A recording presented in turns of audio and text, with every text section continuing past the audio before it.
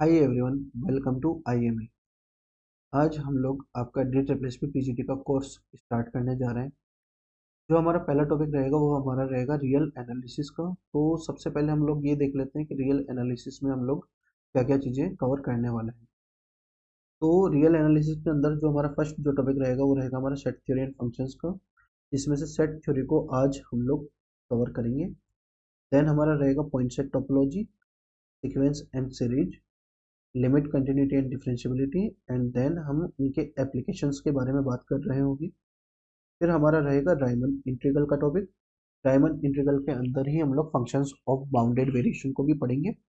फिर हमारा रहेगा sequence and series of functions and function of several variables. तो आ, हम लोग अपने सेट थ्योरी के टॉपिक पर चलें उससे पहले कुछ बात कर लेते हैं कि जो ये टॉपिक रहेगा वो हमारा इस तरह से कवर किया जाएगा कि वो आपके किसी भी टीचिंग एग्जाम के लिए सफिशिएंट रहे। फिर चाहे वो आपका आरपीएससी हो या एचपीएससी हो, यूपी टीजीटी पीजीटी हो, या एनवीएस हो, KVS, UKPSC, end of course हम लोग डीटीपीएससी के लिए तो ये टॉपिक पढ़ ही रहे हैं। तो डीटीपीएससी, टीजीटी एंड पीजीटी। तो ओवरऑल कोई भी आपका टीचिंग एग्जाम होगा उसके लिए जो चीज़ें हम पढ़ रहे होंगे वो मोर देन सफिशिएंट रहने वाली है।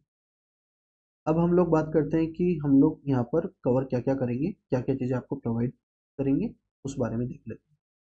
तो आपको वीडियो लेक्चर रेगुलर बेसिस पर मिल रहे होंगे। इसके अलावा आपको जो भी वीडियो लेक्चर्स रहेंगे उनकी स्लाइड भी अवेलेबल करवा दी जाएगी। थर्ड, आपको हर एक लेक्चर पर बेस्ड डीपीपी मिलेगी। आपको प्रैक्टिस के लिए उन डीपीपी को सॉल्व करना है जिससे कि आपके कॉन्सेप्ट्स अच्छे से क्लियर हो पाए। देन आपको एक डेडिकेटेड स्टडी मटेरियल प्रोवाइड किया जाएगा जो कि आपका किसी भी टीचिंग एग्जाम को क्रैक करने के लिए सफिशिएंट रहने वाला है। एंड इसके अलावा mock test and topic wise test.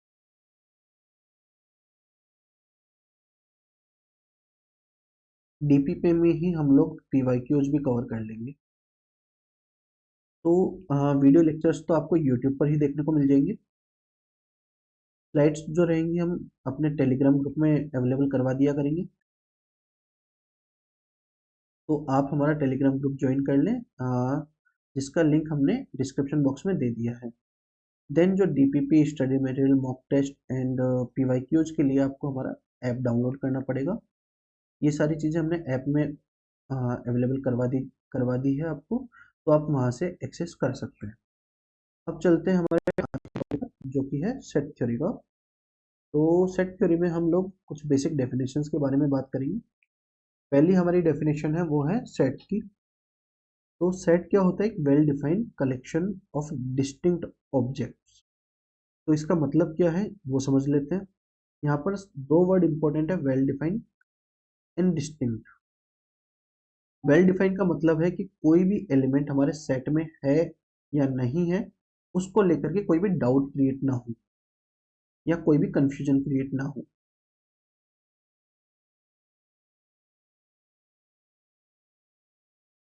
दूसरा वर्ड है अपना डिस्टिंक्ट। डिस्टिंक्ट का मतलब ये है कि कोई भी एलिमेंट रिपीटेटिवली ना आए। अगर कोई सेट ए है और उसके अंदर एलिमेंट ए है तो एलिमेंट एक बार ही आए, बार बार रिपीटेटिवली ना आए। तो मतलब कि अगर हम ए को बार बार भी लिख दें या फिर ए को सिर्फ एक बार लिखें तो इन दोनों का मतलब एक ही है। इनफैक्ट ये नोटेशन गलत माना जाएगा। तो अब बात करते हैं वेल डिफाइंड से रिलेटेड एक एग्जांपल के बारे में। तो collection of a good students in A class के बारे में बात करते हैं। तो जो गुड का मतलब होता है वो हर किसी के लिए अलग अलग हो सकता है। हो सकता है कि कोई स्टूडेंट ए है, वो मेरे हिसाब से गुड स्टूडेंट है, बट आपके हिसाब से वो गुड स्टूडेंट नहीं है। तो मेरे हिसाब से तो वो कलेक्शन के अंदर होना चाहिए, बट आपके हिसाब से नहीं है। तो यहाँ पर कन्फ्यूजन क्रिएट हो रहा है कि ए हमारा कलेक्शन में इंक्लूड किया जाएगा या एक्सक्लूड किया जाएगा। तो जहाँ कहीं पर भी हमको किसी एक एलिमेंट के एक्सक्लूजन या इंक्लूजन को लेकर के कंफ्यूजन क्रिएट हो जाए, वहां पर हम लोग उस कलेक्शन को हम सेट कंसिडर नहीं करते हैं। यहाँ पर देखो हमने क्या किया है कि जो गुड स्टूडेंट का क्राइटेरिया है उसको एक स्पेसिफिक कर दिया है कि जिस किसी के नंबर 80 प्लस होंगे वो हमारा कलेक्शन में इंक्लूड किया जाएगा। तो ये जो है हमारा ये जो कलेक्शन है जो हमारा सेट बन जाएगा, और ये जो है हमारा सेट नहीं बनेगा। तो ये तो थी सेट की डेफिनेशन। नाउ अब हम नेक्स्ट डेफिनेशन पर चलते हैं जो कि हमारी सबसेट की है। सबसेट यहाँ पर कुछ चीज़ें और देख लेते हैं सेट से रिलेटेड ही। सबसे पहले कि कोई भी एलिमेंट अगर ए है, ए इज इन, ए को हम इस तरह से डिनोट करते हैं और इसको बोला जाता है ए बिलोंग्स टू ए। अब बात करते हैं नेक्स्ट डेफिनेशन के बारे में, सबसेट एंड सुपरसेट। तो सबसेट क्या होता है कि अगर हमारे पास दो सेट है ए और बी, ए एंड बी ले लो, और हमारा ए बिलोंग्स टू ए है, this implies A belongs to B है। तो हमारा जो ए होगा वो हमारा सबसेट हो जाएगा बी का। इसका क्या मतलब हुआ कि ए का हर एक एलिमेंट बी में है, मतलब कि ए हमारा बी का सबसेट है। अगर एग्जाम्पल से हम समझना चाहें तो इसको कुछ इस तरह से देख सकते हैं कि लेट्स से कि ए इक्वल टू हमारा 1, 2 है, एंड बी हमारा 1, 2, 3 है। यहाँ पर 1 और 2 हमारा ए के अंदर भी आ रहा है और बी के अंदर भी आ रहा है, मतलब कि ए का हर एक एलिमेंट बी के अंदर अवेलेबल है। तो हमारा ए जो होगा वो हमारा सबसेट ऑफ बी हो जाएगा। एंड जब कभी भी ए हमारा सबसेट ऑफ बी होता है तो बी हमारा सुपर सेट होता है ए का। यही हमारी नेक्स्ट डेफिनेशन है कि ए जब जब हमारा बी का सबसेट होगा, बी हमारा सुपर सेट कहलाएगा ए का। अब बात करते हैं प्रॉपर सेट के बारे में। प्रॉपर सेट जो होता है वो क्या होता है उस बारे में देख लेते हैं कि ए हमारा सबसेट तो हो बी का, बट ए हमारा इक्वल टू बी ना हो, मतलब कि हर एक एलिमेंट बी का ए में ना हो, मतलब कि there exist A belongs to B such that A does not belongs to A. तब हम कहेंगे कि this implies A is proper subset of B, मतलब कि there exist some element in B जो कि हमारा ए के अंदर नहीं है, और ए के सारे एलिमेंट बी के अंदर है। तो भाई दो कंडीशन है यहाँ पर कि एक ए हमारा सबसेट ऑफ बी का, बट बी के अंदर कोई एक एलिमेंट ऐसा हो जो कि ए के अंदर ना हो, तो हम कहेंगे A is subset of B, A is proper subset of B. अब बात करते हैं कार्डिनलिटी ऑफ सेट के बारे में। तो कार्डिनलिटी कुछ भी नहीं है, number of elements in a set को हम कार्डिनलिटी ऑफ सेट की सेट बोलते हैं, और इसको डिनोट करते हैं मॉड ए से। तो लेट्स से कि ए हमारा कुछ 1, 2, 3, सो ऑन 8 है, तो इसके अंदर हमारी कार्डिनलिटी हो जाएगी, वो हो जाएगी हमारी ए। तो इसी को हम कार्डिनलिटी कहते हैं, और कार्डिनलिटी का नोटेशन ये है। इसके अलावा हम इस बारे में बाकी आगे डिटेल में बात करेंगे। फाइनाइट सेट और इनफाइनाइट सेट के बारे में जब हम बात करेंगे तब हम काउंटेबिलिटी, अनकाउंटेबिलिटी एंड इन सभी चीज़ों के बारे में बात करेंगे, तब कार्डिनलिटी के बारे में डिटेल में चर्चा की जाएगी। अभी बात करते हैं नल सेट के बारे में। नल सेट एक ऐसा सेट होता है जिसकी कार्डिनलिटी 0 होती है। तो mod of A is equal to 0 implies A is equal to 5। ये 5 जो है एम्प्टी सेट का नोटेशन है। तो यहाँ पर एक एग्जांपल लिया हुआ है कि the set of students in a school taller than 10 feet is an empty set. तो 10 फीट से बड़ा तो कोई स्टूडेंट पॉसिबल ही नहीं है, तो इसलिए ये जो कलेक्शन है ये एक एम्प्टी सेट है। जो सिंगलटन सेट होता है उस बारे में बात कर लेते हैं। सिंगलटन सेट का मतलब है कि cardinality of A is equal to 1 हो जाएगी। दिस इंप्लाइज ए हमारा एक सिंगलटन सेट है।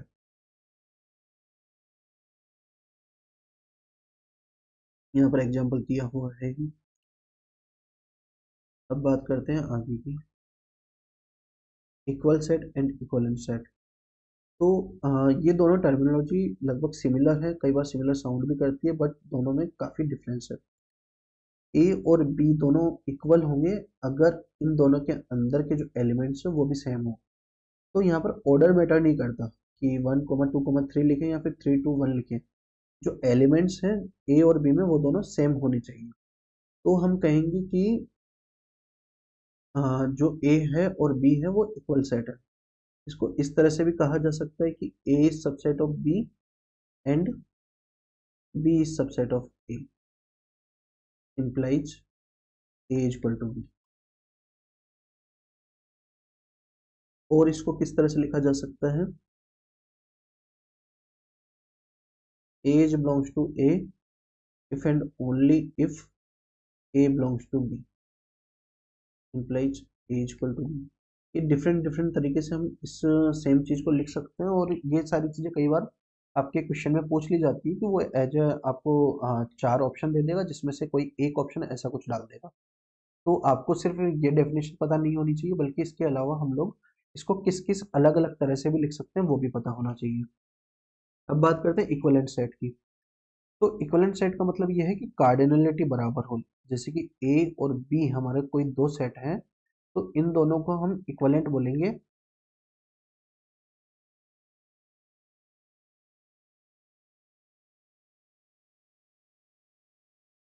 इक्विवेलेंट बोलेंगे, इसका नोटेशन कुछ इस तरह से होता है। अगर cardinality of A is equal to cardinality of B हो जाए तो हम इनको इक्विवेलेंट सेट बोलेंगे। तो यहाँ से एक चीज तो ये तो हम कह ही सकते हैं कि अगर A is equal to B है, this implies A is equivalent to B. But A अगर इक्वलेंट टू बी है, this does not implies A is equal to B. अब बात करते हैं पावर सेट के बारे में। तो कोई भी पावर सेट को हम किस तरह से डिफाइन करते हैं उस बारे में बात कर लेते हैं। पावर सेट हमारा होता है collection of all possible subset of A. अगर मैथमेटिकली लिखना चाहें तो हम किस तरह से लिख सकते हैं इसको, कि पावर सेट ऑफ ए क्या होगा हमारा,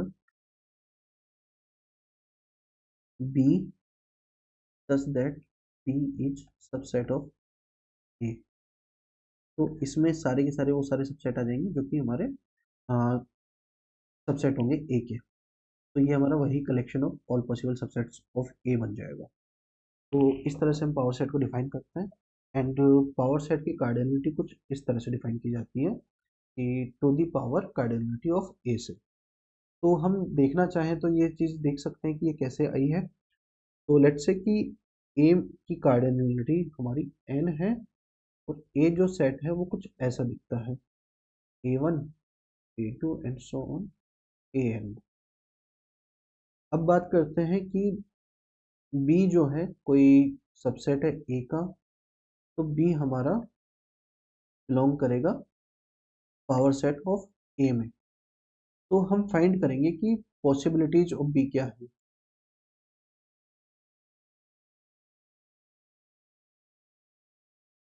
जितने तरह के बी पॉसिबल हैं उतने तरह वही हमारी कार्डिनलिटी हो जाएगी किसकी, पावर सेट ऑफ ए की। तो लेट्स से कि बी हमारा सबसेट ऑफ ए है, तो कोई भी एलिमेंट A1 हमारा बी के अंदर होगा या नहीं होगा, इस बात की हमारे पास दो पॉसिबिलिटी आएंगी कि वो या तो हमारे सेट के अंदर हो सकता है या नहीं हो सकता। A2 के पास भी दो पॉसिबिलिटीज रहेंगी, वो सेट के अंदर हो भी सकता है नहीं भी हो सकता। AN के पास भी हमारे पास दो पॉसिबिलिटीज आएंगी कि वो सेट के अंदर हो सकता है या नहीं हो सकता। तो इस तरह से हमारे पास टोटल जो पॉसिबिलिटीज बन जाती हैं वो कुछ n टाइम्स मल्टीप्लिकेशन ऑफ 2 बन जाती है, जो कि हमारा आती है टू द पावर n। तो ये हमारी cardinality of power set of A आ जाती है। यहाँ पर हमारी जो भी सारी बेसिक डेफिनेशंस थी वो सारी खत्म हो जाती है। अब हम एक बार देख लेते हैं कॉमन सेट नोटेशंस के बारे में कि हमारे पास क्या क्या कॉमनली जो सेट्स रहते हैं वो कौन कौन से रहते हैं। एक तो हमारा रहता है सेट ऑफ नेचुरल नंबर, जिसको हम कुछ इस तरह से भी लिखते हैं, एंड सो ऑन। फिर आता है हमारा इंटीजर्स का सेट, उसको हम कुछ इस तरह से लिखते हैं।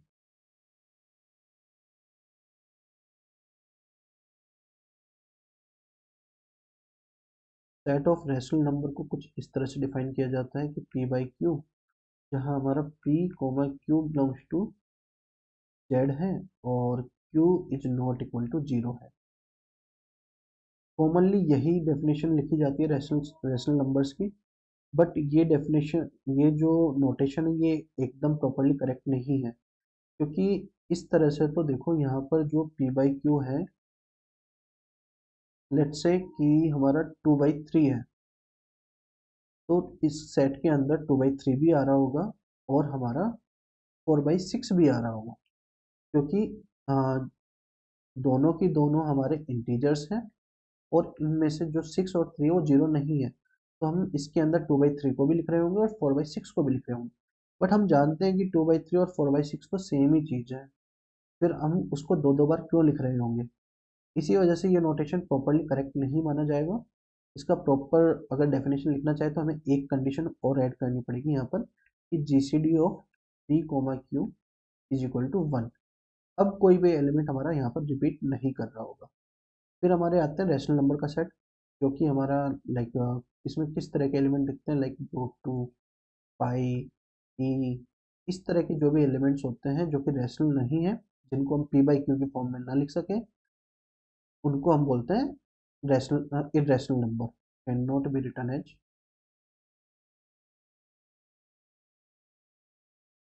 p by Q. फिर आता है हमारा रैशनल नंबर का सेट, जो होता है हमारा union of q and q complement. Union intersection के बारे में अभी हम लोग आगे चर्चा करेंगे, अभी यहाँ तक चीज़ें समझ लीजिए। इसके अलावा हम लोग रियल एनालिसिस में तो इस सेट के बारे में बात नहीं करेंगे, बट फिर भी एक बार नोटेशन के लिए देख लेते हैं कॉम्प्लेक्स नंबर का सेट।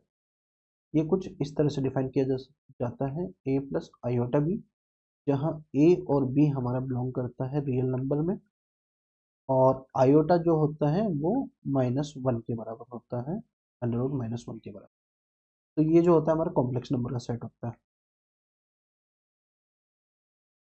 इसके बारे में, कॉम्प्लेक्स नंबर्स के बारे में एंड जो जो भी सारी चीज़ें हैं कॉम्प्लेक्स नंबर्स से रिलेटेड, लाइक इनकी भी limit, continuity, differentiability and analyticity वगैरह के बारे में हम लोग कॉम्प्लेक्स एनालिसिस में बात करेंगे। अभी फिलहाल के लिए बस नोटेशन देख लेते हैं कि कॉम्प्लेक्स नंबर का नोटेशन क्या होता है। फिर हमारा आता है इसके बाद में operation of sets. Operation of set में जो हमारा पहला ऑपरेशन है वो है यूनियन।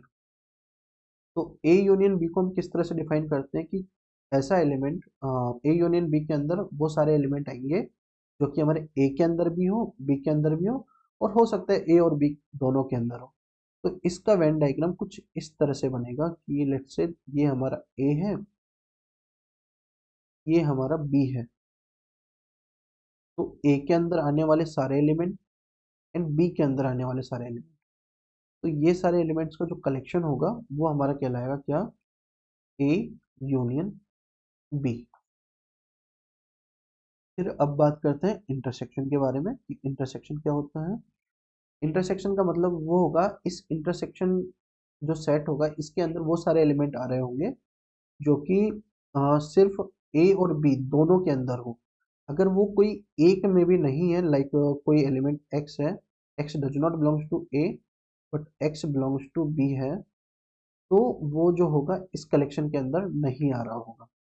अगर वेन डायग्राम से देखना चाहें तो कुछ इस तरह से देखेंगे कि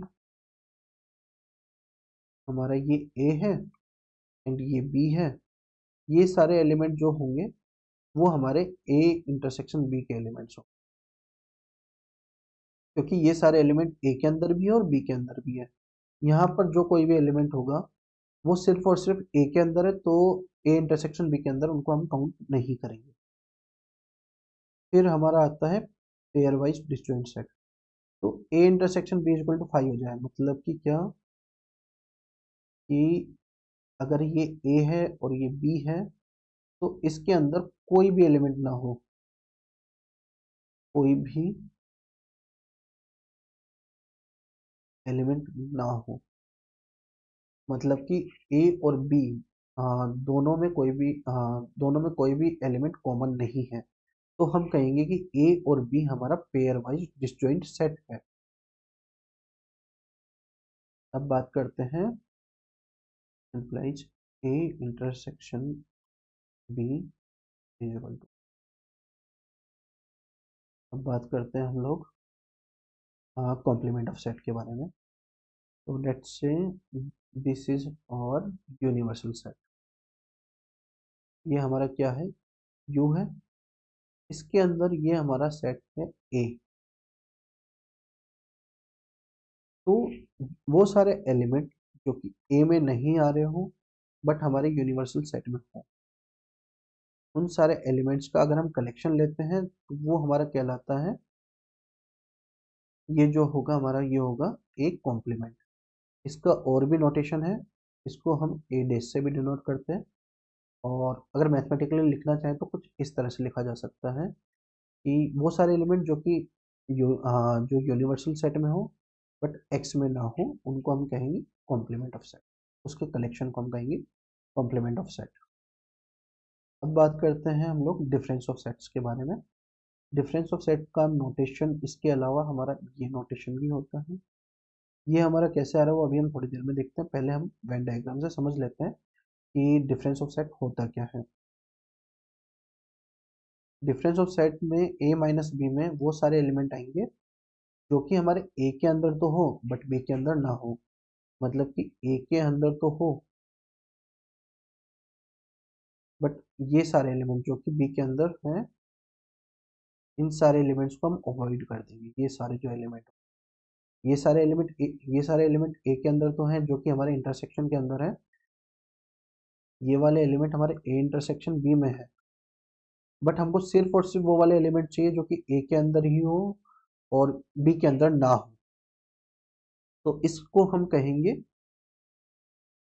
ए प्लस बी या फिर ए माइनस बी।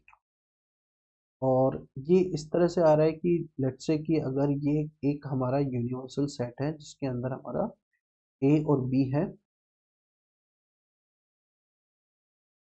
तो जो बी कॉम्प्लीमेंट होगा वो कुछ यहाँ पर रहेगा जिसके अंदर बी का कोई भी एलिमेंट ना हो।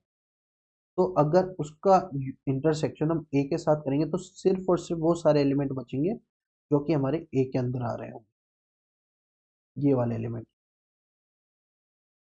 तो इसलिए हम लोग ए माइनस बी को ए इंटरसेक्शन बी कॉम्प्लीमेंट से भी डिनोट करते हैं। ये सारी चीज़ें याद रखने वाली चीज़ें हैं क्योंकि काफ़ी बार एग्जाम में डायरेक्ट ऐसी चीज़ें ऑप्शन में डाल दी जाती हैं, तो आप लोग हमेशा वेन डायग्राम से चेक करें, काफ़ी आसान हो जाती है चीज़। अब बात करते हैं सिमेट्रिक डिफरेंस के बारे में। Symmetric difference of two sets. तो लेट्स से ये हमारा सेट ए है, ये हमारा सेट बी है। तो सिमेट्रिक डिफरेंस के अंदर हम लोग क्या करते हैं, हम लोग वो सारे एलिमेंट्स को इंक्लूड करते हैं जो कि सिर्फ और सिर्फ ए के अंदर हो और सिर्फ बी के अंदर हो, मतलब कि हम उन सारे एलिमेंट्स को नेग्लेक्ट कर देते हैं जो कि हमारा ए इंटरसेक्शन बी के अंदर है। ए और बी के दोनों के अंदर वाले एलिमेंट्स को नेग्लेक्ट कर देते हैं, बाकी सिर्फ और सिर्फ ए के अंदर और बी के अंदर वाले एलिमेंट्स को इंक्लूड करते हैं। तो हम इसको कुछ इस तरह से भी लिख सकते हैं कि A delta B is equal to A union B minus A intersection B. ये दोनों चीजें सेम ही है, ये कुछ इस तरह से देखी जा सकती है कि ए माइनस बी क्या होगा आपका ये वाला पोर्शन, बी माइनस ए क्या होगा ये वाला पोर्शन। तो ओवरऑल ये हुआ तो यही कि A union B minus A intersection B. अब बात करते हैं आगे।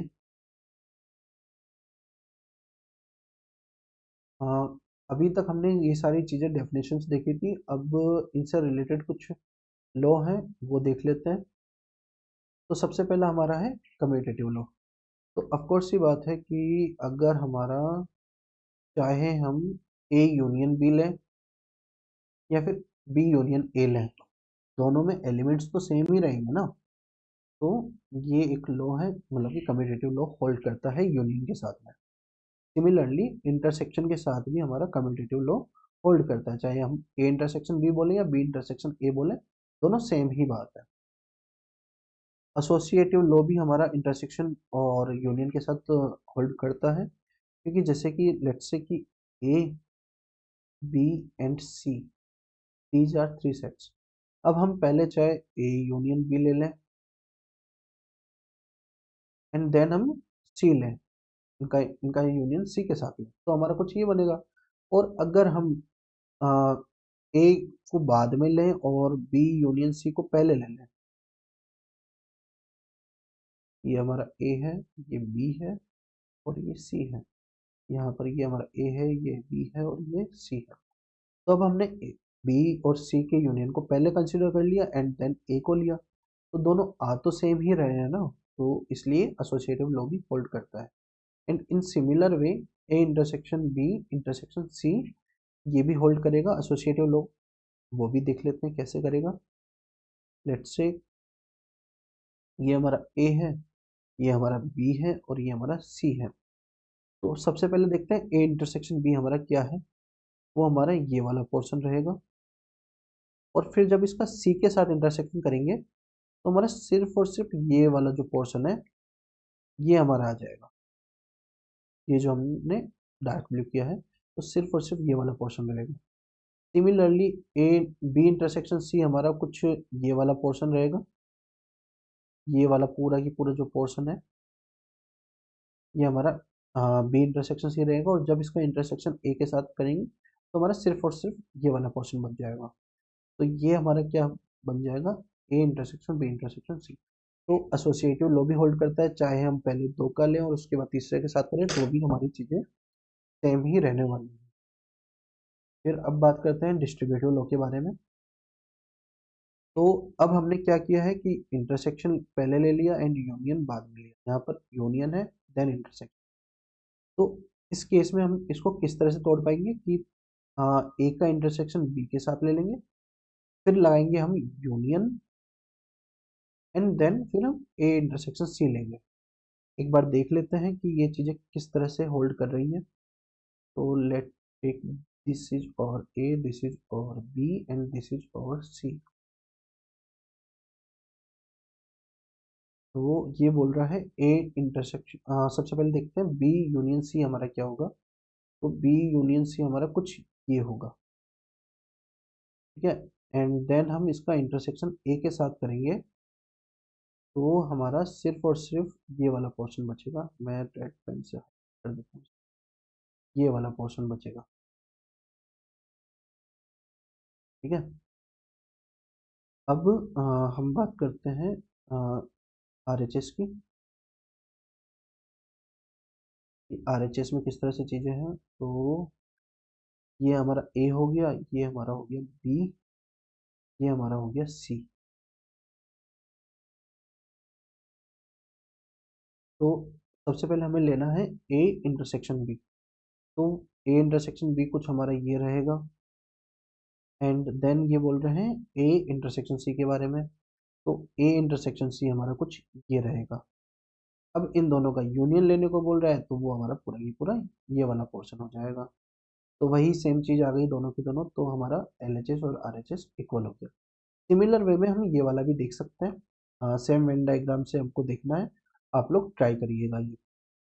तो इस इन चीज़ों को किस तरह से याद रखना है वो भी देख लेते हैं। यहाँ पर A intersection B union C दिया हुआ है, तो हम लोग जब ब्रैकेट खोलते हैं तो पहले इन दोनों को ले लेते हैं, फिर हम लगाएंगे यूनियन एंड देन हम इसका इंटरसेक्शन लेंगे सी के साथ। सिमिलर वे में A union B intersection C है, तो हम लोग जब ब्रैकेट हटाएंगे तो सबसे पहले लेंगे A union B and then हम लगाएंगे इंटरसेक्शन, जो यहाँ पर साइन है उसको लगाएंगे, एंड देन हम लेंगे ए यूनियन सी को। इस तरह से इन चीज़ों को याद रखना है। अब बात करते हैं डी मॉर्गन्स लॉ की। ये जो है ये काफ़ी इम्पोर्टेंट है, इस पर बेस्ड काफ़ी क्वेश्चंस आते रहते हैं हर एग्जाम में।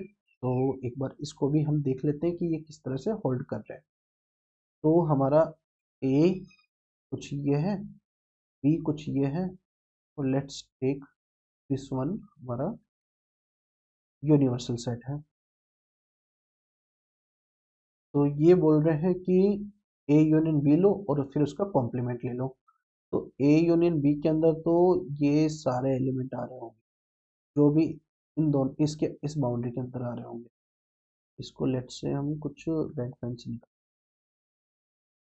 कुछ अलग देख पाए कि ये जो रेड बाउंड्री है इसके अंदर के जो भी एलिमेंट्स है वो हमारे ए यूनियन बी के अंदर आ रहे होंगे। तो जो इनके कॉम्प्लीमेंट में आएंगे वो ये कुछ ये वाले एलिमेंट होंगे जो यहाँ आ रहे होंगे। ये सारे एलिमेंट हमारे जो होंगे वो हमारे ए यूनियन बी के कॉम्प्लीमेंट में आ रहे हैं। अब देखते हैं इस साइड को कि ये साइड क्या बोल रही है। तो हमको पहले लेना है ए का कॉम्प्लीमेंट एंड देन बी के कॉम्प्लीमेंट एंड इन दोनों का इंटरसेक्शन।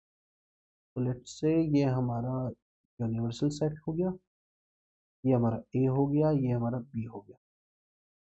तो ये बोल रहे हैं पहले ए का कॉम्प्लीमेंट लो। ए के कॉम्प्लीमेंट को हम दिखाते हैं रेड पेन से। तो ये जो है हमारा ए का कॉम्प्लीमेंट हो गया। फिर बी के कॉम्प्लीमेंट को हम दिखाते हैं ब्लैक पेन से दिखा लेते हैं। तो ये हमारा बी का कॉम्प्लीमेंट हो गया। तो अब हमको लेना है इन दोनों का इंटरसेक्शन। तो आप देखो इसमें कि दोनों पेन कहाँ पर आ रहे हैं, दोनों जो चीज़ें हैं वो कहाँ पर आ रही है, वो सिर्फ और सिर्फ यहाँ आ रही है। अगर हम किसी एक के भी अंदर जा रहे होंगे तो उसके अंदर दूसरा नहीं आएगा। तो दोनों की दोनों चीज़ें हमारी सेम हो गई। इस तरह से डी मॉर्गन्स लॉ होल्ड करता है। ये चीज़ें काफ़ी ज़्यादा इंपॉर्टेंट है, इनको हमेशा याद रखना है। और याद कैसे रखना है कि ए यूनियन बी है, उसका कॉम्प्लीमेंट ले रहे हैं। कॉम्प्लीमेंट मतलब कि अंदर जाकर के ये साइन को कर देगा चेंज। तो हमने ए डैश लिया और जैसे ही हमने ब्रैकेट खोला तो यूनियन का हो गया हमारा intersection and then B complement. Again complement लिया हमने, ब्रैकेट को खोला तो ए कॉम्प्लीमेंट बोला, इंटरसेक्शन का हो गया हमारा union and then B complement. इस तरह से और जैसे कि हमने इसको प्रूव किया है वेन डायग्राम से, आप लोग इसको भी देख सकते हैं वेन डायग्राम के हेल्प से। तो हमारी ये चार बेसिक लॉ है यूनियन एंड इंटरसेक्शन पर बेस्ड। तो इनको याद रखना है। याद क्या रखना है, इनको समझ लेना है अच्छे से। याद रखेंगे तो भूल जाएंगे, तो इन चीज़ों को समझना है अच्छे से कि कम्यूटेटिव लॉ होल्ड करता है। कम्यूटेटिव लॉ क्या होता है वो आपको पता ही है। एसोसिएटिव लॉ होल्ड करता है कि यूनियन इंटरसेक्शन किसी भी तरह से हम आगे पीछे ले, ब्रैकेट के आगे लगाए पीछे लगाए तो इन चीज़ों से कोई फर्क नहीं पड़ता। दैन फिर डिस्ट्रीब्यूटिव लॉ बोलता है कि A intersection bracket B union C हमारा क्या होता है कि हम इनको जब ओपन कर लेते हैं किस तरह से, A intersection B union A intersection C, similar way में दूसरा होता है। फिर हमारा डी मॉर्गन्स लॉ है। तो ये सारी चीज़ें हो गई हैं अभी। अब बात करते हैं कुछ रिजल्ट्स के बारे में। तो अभी हमने जो भी सारी चीज़ें देखी हैं उन पर बेस्ड ये कुछ रिजल्ट हैं। इन पर बेस्ड ही एग्जाम में क्वेश्चन पूछे जाते हैं। अक्सर ये सारी चीज़ें हमको डायरेक्टली भी एग्जाम में एज ऑप्शन देखने को मिल जाती है। कुछ चीज़ें होंगी जो कि हम डायरेक्टली देखेंगे अभी, और कुछ चीज़ें आप लोग ट्राई करिएगा। जो चीज़ें समझ में नहीं आए वो हमसे आप नेक्स्ट क्लास में पूछ सकते हैं। तो फर्स्ट जो है वो देख लेते हैं कि number of elements in A union B is equal to number of elements in A number of elements in B minus number of elements in A intersection B. तो अब हम क्या कर रहे हैं, number of elements in A union B को count कर रहे हैं। तो हमारा क्या था, ए अगर हमारा ये है, बी हमारा ये है, तो ए यूनियन बी कुछ ऐसा दिखेगा। अब हमने क्या किया कि number of elements in A, let's say ये हमारा कुछ एम है, और number of elements in B, इसको ए ले लेते हैं एंड इसको ले लेते हैं बी। तो इन दोनों को तो हमने ऐड कर दिया, बट ये भी ये जो सारे नंबर्स आ रहे हैं इसके इंटरसेक्शन के अंदर उनको हमने 2 बार काउंट कर लिया है। हमने उसको ए के अंदर भी काउंट किया है और बी के अंदर भी काउंट किया है। तो हमको सिर्फ और सिर्फ ये सारे एलिमेंट एक बार ही तो काउंट करने हैं, तो इसलिए हम number of elements in A intersection B को इसमें से सब्ट्रैक्ट करेंगे, तब जाके हमको मिलेगा number of element, exactly number of elements A union B. ठीक है। अब जो अगर हमारा ये इंटरसेक्शन ए इंटरसेक्शन बी हमारा फाई हो गया, मतलब कि ए और बी हमारे डिसजॉइंट हो गए, तो ये हमारा फाई हो जाएगा और इसकी वैल्यू हमारी हो जाएगी इक्वल टू 0। तो फिर हमारा सिर्फ और सिर्फ number of elements of A, number of elements of B बचेगा, क्योंकि हमारे ये दोनों अलग अलग हैं, तो कोई भी एलिमेंट कॉमन आएगा ही नहीं। तो हमारा ए में ए और बी को हम डायरेक्टली ऐड कर पाएंगे। अब बात करते हैं थर्ड रिजल्ट के बारे में। इसमें बोल रहा है कि हम ए माइनस बी करते हैं तो number of elements of A minus number of elements of A intersection B. इसको भी हम वेन डायग्राम की हेल्प से देख सकते हैं कि ये कौन से एलिमेंट होंगे जो सिर्फ और सिर्फ यहाँ आ रहे होंगे।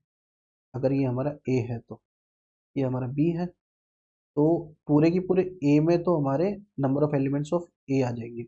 ये हमारा पूरा की पूरा नंबर ऑफ एलिमेंट्स ऑफ ए होगा, ये वाला सेक्शन। तो ए माइनस बी के लिए हमको ये जो इंटरसेक्शन वाला पार्ट है, ए इंटरसेक्शन बी वाला जो पार्ट है, उसको इसमें से सब्ट्रैक्ट करना पड़ेगा, तभी हमको exactly number of A minus B मिलेगा। जो फोर्थ रिजल्ट है उसको भी हम एक बार देख लेते हैं कि फोर्थ रिजल्ट क्या बोल रहा है। ये कुछ बेसिक बेसिक से रिजल्ट्स हैं।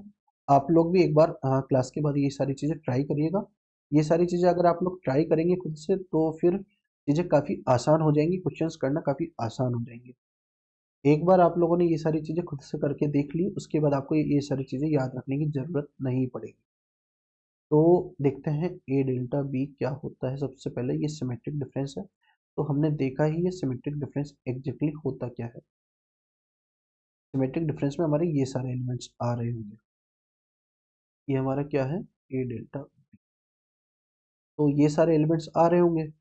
तो हम क्या करते हैं, सबसे पहले number of A number of B हमने ऐड कर लिया, तो ये सारे एलिमेंट्स देखो इसमें भी काउंट हुए एंड इसमें भी काउंट हुए, दोनों में ही काउंट हो रहे हैं ना ये सारे एलिमेंट।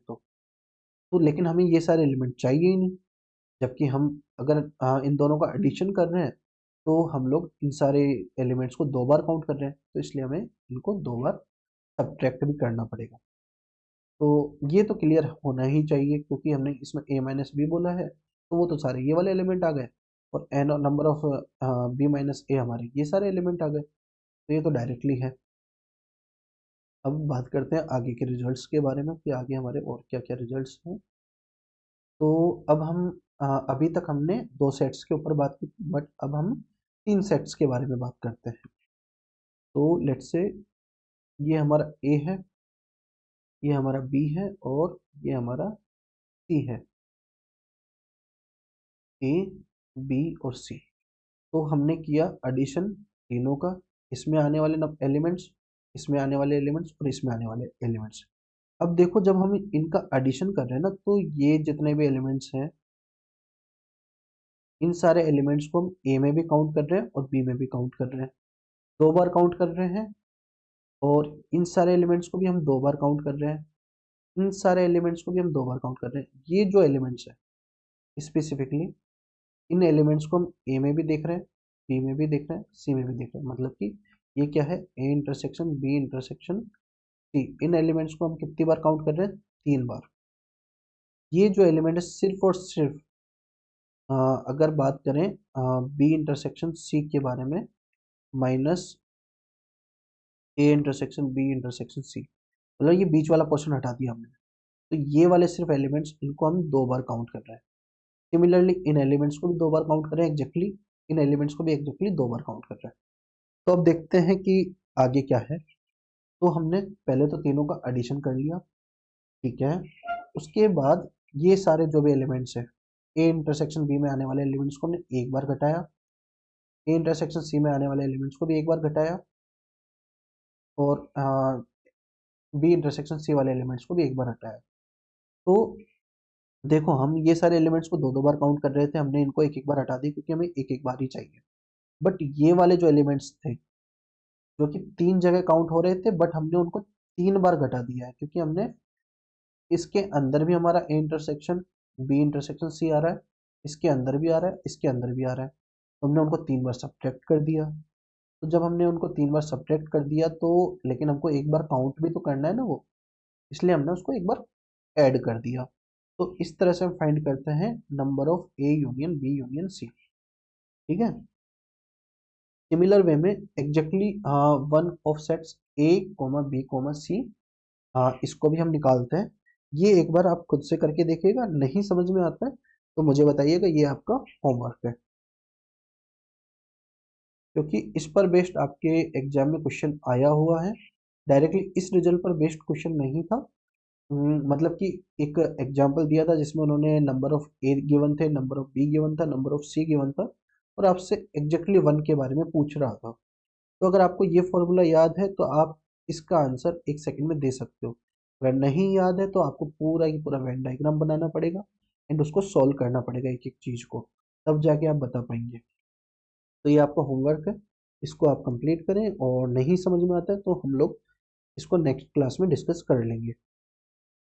अब बात करते हैं number of elements in exactly two sets. ये भी आपका होमवर्क है, इसको भी आप करके देखना, क्योंकि ये सारे वो रिजल्ट्स हैं जो कि आपके एग्जाम में पूछे गए हैं। नॉट एग्जैक्टली मतलब कि आपको ऑप्शन में ये रिजल्ट देखने को नहीं मिलेगा, बट आपको इस तरह की चीजें निकालने को बोली जाती है कि आपको number of A, number of B, number of C दे देता है। लेट्स से अगर हम एक हाइपोथेटिकल सिचुएशन के बारे में बात करें, तो आपको ऐसा बोला जाएगा कि किसी गांव की पॉपुलेशन हमारी एन है, और जिसमें से ए हमारा एन हमारी पूरे गांव की पॉपुलेशन है, ए हमारा नंबर ऑफ क्या है, ए है, बी हमारा नंबर ऑफ सी है, और कुछ कुछ कुछ चीजें और दे देगा और कुछ चीजें नहीं देगा वो। एंड देन आपको निकालने को बोलेगा कि एग्जैक्टली दो में आने वाले कौन कौन से एलिमेंट है। तो इस तरह से चीजें पूछी जाती है। तो आप एक बार ये सारी चीजें, ये सारे प्रूफ्स करके देखिएगा, आपको समझ में आ जाएंगे। ये सारी चीजें याद नहीं करनी है, ये सारी चीजें समझनी है। तो एक बार जब आप कर लेंगे खुद से, तो फिर आपको चीजें अच्छे से समझ में आ जाएंगी। तो ये तीनों की तीनों रिजल्ट्स को प्रूव करना आपका होमवर्क है। नेक्स्ट क्लास में हम इन चीजों को डिस्कस कर रहे होंगे।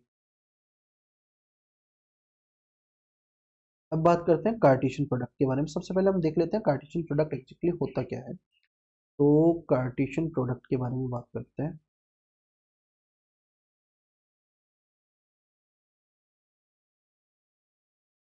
इसको डिफाइन कैसे करते हैं, सबसे पहले तो ये देख लेते हैं कि अगर ए क्रॉस बी है, इसको हम Cartesian product of A and B बोलते हैं। एंड डिफाइन कुछ इस तरह से करते हैं, ए कोमा बी, जहां हमारा ए बिलोंग करता है ए में और बी बिलोंग करता है बी में। अगर हम इसके कार्डिनलिटी के बारे में बात करें, तो ए के लिए हमारे पास कितने ऑप्शंस है, number of elements of A. B के लिए कितने ऑप्शंस है, कार्डिनलिटी ऑफ बी। तो हमारे पास क्या आ जाते हैं इसकी कार्डिनलिटी, अगर हम ए क्रॉस बी की कार्डिनलिटी की बात करें तो वो कुछ ये आती है। और इसमें इस तरह के क्वेश्चन भी पूछे जाते हैं कि power set of A cross B क्या होता है, तो वो हमारा क्या हो जाएगा, two the power A cross B.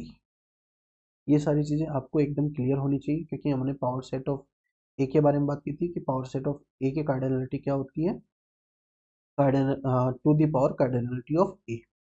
अब देखो यहाँ पर जो इम्पोर्टेंट रिजल्ट आता है वो ये आता है कि जो कार्टेशियन प्रोडक्ट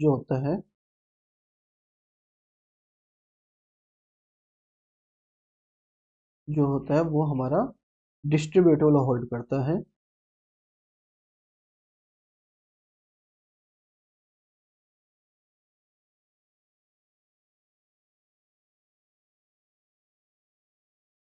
कार्टेशियन प्रोडक्ट हमारा डिस्ट्रीब्यूटिव होल्ड करता है किस किस के साथ में, इंटरसेक्शन के साथ, यूनियन के साथ, और सब सब्ट्रैक्शन के साथ में हमारा ये डिस्ट्रीब्यूटिव लॉ होल्ड करता है। तो जैसे हमने ए क्रॉस बी इंटरसेक्शन सी लिया, तो हम ए को बी से कार्टेशियन प्रोडक्ट लेंगे, फिर इंटरसेक्शन ए क्रॉस सी ले लेंगे। सिमिलर वे में ये भी है। तो इनमें आपको याद कुछ भी नहीं रखना, आपको सिर्फ और सिर्फ ये याद रखना है कि कार्टेशियन प्रोडक्ट जो होता है डिस्ट्रीब्यूटिव लॉ होल्ड करता है इंटरसेक्शन, यूनियन और सब्ट्रैक्शन के साथ में। यहाँ हमने आपने नोट किया हो तो यहाँ हमने आ, जो हमारा सिमेट्रिक डिफरेंस है वो नहीं लिया, इसका मतलब वो सिमेट्रिक डिफरेंस के साथ में डिस्ट्रीब्यूटिव लॉ होल्ड नहीं करता। सिमिलर वे में यहाँ पर भी ये कुछ रिजल्ट्स हैं ए माइनस बी यूनियन से, तो इनको भी आप एक बार करके देख सकते हैं। हर चीज़ याद नहीं रखनी है, हर चीज़ों को समझना है। तो सबसे अच्छा रहता है जहाँ कहीं भी सेट्स के बारे में बात हो आप वहाँ पर वेन डायग्राम बना के देख लें। तो अगर आपका ये ए है, ये बी है और ये हमारा सी है, तो अपना बी यूनियन सी क्या होगा, वो ये कुछ आ रहा होगा, ये हमारा बी यूनियन सी आ रहा होगा। तो ए में से अगर हम बी यूनियन सी को कुछ हटा दें तो हमारा यही सारी चीज़ें मिलेंगी। एंड देन हमने डिस्ट्रीब्यूटिव लॉ को आगे डिस्ट्रीब्यूटिव लॉ से ये चीज़ें लिखी हैं, तो भी यही सारी चीज़ें आ रही होंगी। हम ये चीज़ पहले भी देख चुके हैं ऑलरेडी, एक हमने एक रिजल्ट देख लिया है, वो सेम ही है, सेम ही चीज़ें दोबारा लिखी हुई हैं, पहले भी हमने देख ली हैं। तो इन चीज़ों को भी हम वेन डायग्राम से इजीली समझ सकते हैं। तो यहाँ से समझने वाली बात यह है कि जो यहाँ पर है डिस्ट्रीब्यूटिव लॉ होल्ड नहीं कर रहा है, लॉ डज नॉट होल्ड। क्यों नहीं कर रहा है? क्योंकि देखो यहाँ पर हमारा यूनियन था, यहाँ इंटरसेक्शन आ गया, यहाँ पर इंटरसेक्शन था, यहाँ यूनियन आ गया। ए माइनस बी किया हमने, तो माइनस की वजह से हमारा जो यूनियन है वो इंटरसेक्शन में बदल गया, माइनस की वजह से हमारा इंटरसेक्शन जो था वो यूनियन में बदल गया। तो यहाँ पर अगर यहाँ पर यूनियन ही आता तो हम कहते हैं डिस्ट्रीब्यूटिव लॉ होल्ड करता है, बट यहाँ पर चेंज हो गया साइन, तो हम यहाँ पर कहेंगे कि डिस्ट्रीब्यूटिव लॉ होल्ड नहीं करता। अब आगे के रिजल्ट्स को देखते हैं, आगे हमारे क्या रिजल्ट्स। तो ये हमारा आज का लास्ट रिजल्ट है कि पावर सेट के साथ भी कुछ रिजल्ट्स हैं कि power set of A intersection power set of B क्या होता है। तो लेट्स से कि power set of A intersection power set of B, तो लेट्स से कि हमारा x कोई सबसेट है a का, x belongs to power set of a intersection power set of b, then हमारा x is subset of a होगा and x is also subset of b होगा। ठीक है, तो हमारा x जो होगा दोनों के अंदर आ रहा होगा, मतलब कि x के अंदर जो भी सारे एलिमेंट होंगे वो a के अंदर भी आ रहे होंगे, और x के जो भी सारे एलिमेंट होंगे वो b के अंदर भी आ रहे होंगे। बेसिकली दिस इम्प्लाइज कि x जो है हमारा सबसेट होगा a इंटरसेक्शन b का। ठीक है,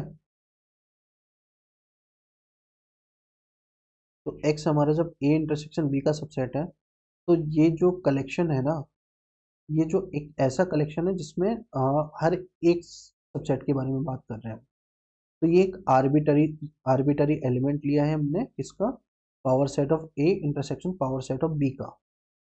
तो जब आर्बिटरी एलिमेंट लिया है तो इसका क्या मतलब हुआ कि हमने हर एक एलिमेंट ले लिया power set of A intersection power set of B का। तो वो जो है X is subset of A X is subset of B, ये दोनों चीजें होल्ड करता है, और ये हमारा इम्प्लाई करता है कि X is subset of A intersection B. तो ये हमारा क्या इम्प्लाई करेगा कि ये जो है एक्स हमारा किस में बिलोंग कर रहा है, power set of A intersection B में। एक्स हमारा कोई भी एक आर्बिटरी एलिमेंट था, ये हमारा क्या था, आर्बिटरी। आर्बिटरी का मतलब हमने रैंडमली लिया था, कोई भी किसी भी एक्स के लिए जो कि ये प्रॉपर्टी होल्ड करता है, उसके लिए ये वाली प्रॉपर्टी भी होल्ड करेगी ही। ठीक है, तो हमारा क्या बेसिकली हम यहाँ पर क्या प्रूव कर पा रहे हैं कि अगर कोई भी एक्स हमने power set of A intersection power set of B में लिया, तो वो हमारा एक्स जो होगा power set of A intersection B में भी बिलोंग करेगा ही करेगा।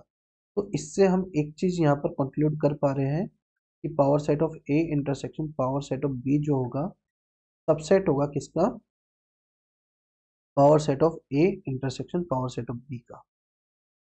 ठीक है, अब सिमिलर वे में हम x को यहाँ पर मान लेंगे कि x हमारा belongs to power set of A intersection B है, और रिवर्स में जाएंगे, और रिवर्स में जाकर के हम ये प्रूव कर देंगे कि जो x है जो power set of A intersection power set of B में बिलोंग करता है। ठीक है, तो हमारा ये जो स्टेटमेंट है वो प्रूव हो जाएगा। एंड सिमिलर वे में हम ये वाला स्टेटमेंट भी प्रूव कर सकते हैं। एक बार जो ये प्रूफ है इसको हम प्रॉपरली लिख लेते हैं, जिससे कि अच्छे से समझ आ जाए चीजें। ये सारी चीजें मैंने समझाने के लिए लिख दी थी, एक बार इसको प्रॉपर वे में भी लिख लेते हैं, जिससे कि आपको आइडिया लगे कि प्रूफ कैसे करने होते हैं।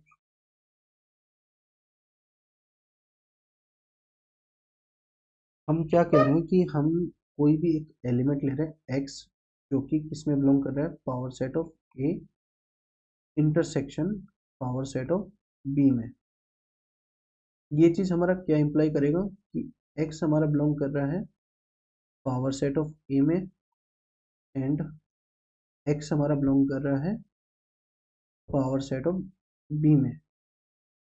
ये चीज हमारे क्या इंप्लाई करेगी कि x हमारा सबसेट है a का, एंड x हमारा सबसेट है b का।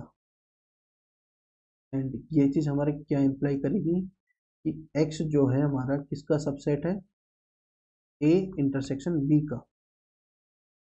ठीक है, और ये हमारा क्या इंप्लाई करेगा कि x जो है हमारा बिलोंग कर रहा है किसमें, power set of a intersection b में। तो यहाँ से हम क्या कंक्लूड कर पा रहे हैं कि पहला तो ये कि अगर x हमारा power set of a intersection power set of b में है, तो x हमारा power set of a intersection b में भी आएगा ही आएगा।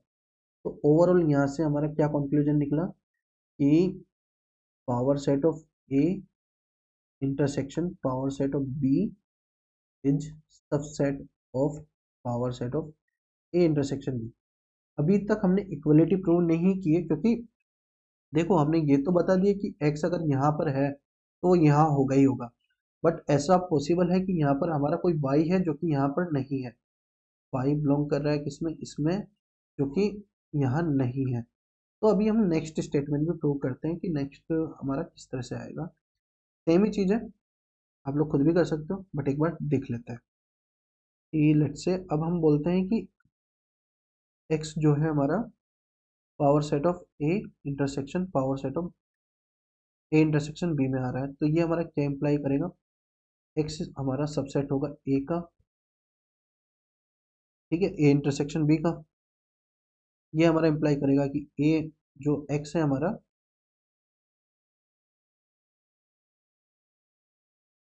x x जो है हमारा सबसेट है किसका, a का, एंड x जो है हमारा सबसेट है किसका, b का।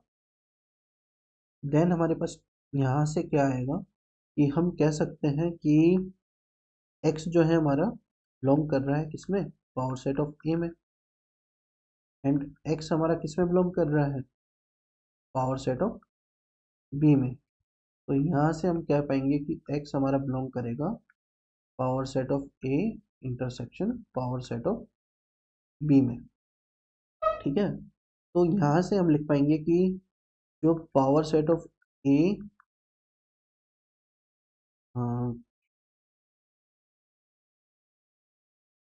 जो power set of a intersection b है, वो हमारा किसका सबसेट है, power set of a intersection power set of b। क्यों है, क्योंकि देखो यहाँ पर है ना, x कोई भी एलिमेंट है a इंटरसेक्शन b का power set of a intersection b का, वो हमारा इसके अंदर तो आएगा ही आएगा। तो हमारे पास दो चीजें आ गई कि एक तो ये वाला स्टेटमेंट आया, तो बोल देते हैं हम 1, इसको बोल देते हैं हम 2। तो 1 और 2 को हम अगर कंक्लूड करें तो ओवरऑल हमारे पास क्या बात निकल के आएगी, power set of a intersection power set of b हमारा किसके बराबर होगा, power set of a intersection power set of intersection of b के। तो ये यहाँ से हमारा ये रिजल्ट हो जाता है प्रूव। ठीक है, तो ये मैंने कर ही दिया है, ये वाला आप ट्राई करिएगा। सेम ही वे में देख सकते हैं, आपके एग्जाम में कोई प्रूफ नहीं पूछे जाएंगे, बट अंडरस्टैंडिंग के लिए आप लोग प्रूफ को देख सकते हो, एक बार करके देख सकते हो, तो चीज़ें याद रहने में आसानी हो जाती है। तो आज के लिए इतना ही था।